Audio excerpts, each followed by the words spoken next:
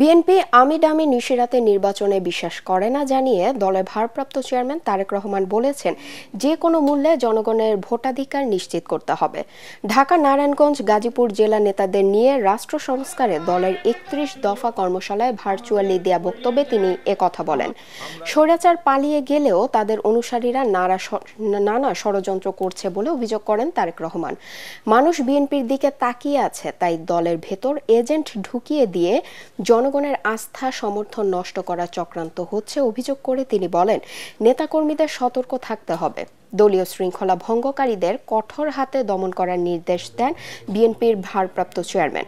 প্রায় ৩,০০০ তৃণমূল নেতাদের কর্মশালায় ভার্চুয়ালি যুক্ত হয়ে নানা বক্তব্যের জবাব দেন বিএনপির ভারপ্রাপ্ত চেয়ারম্যান তারেক রহমান। কোনো অন্যায়ের বিষয় না, এটাই স্বাভাবিক। এখন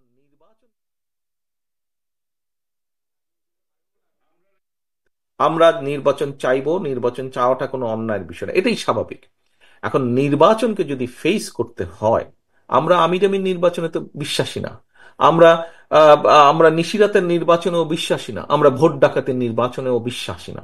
আমরা একটি স্বচ্ছ স্বাভাবিক নির্বাচনে বিশ্বাসী, যেখানে মানুষ নির্ভয় নির্দ্বিধায় ভোট দিবে। আমরা সেই নির্বাচনে বিশ্বাসী, মুক্তভাবে ভোট দিবে। আমাদের তো একই সাথে পরিকল্পনা আছে, যে কোনো মূল্যে এই দেশের মানুষের ভোটের অধিকারকে রক্ষা করা। মুক্তভাবে যখন ভোট দিবে মানুষ, তখন কিন্তু মানুষ অনেক কিছু বিবেচনা করবে, চিন্তা ভাবনা করবে, তারপরে সে ভোট দিবে। এবং তার সেই চিন্তা ভাবনাকে যদি আপনার পক্ষে রাখতে হয়, তাহলে কিন্তু জনগণের আস্থা আপনার পক্ষে থাকতে হবে।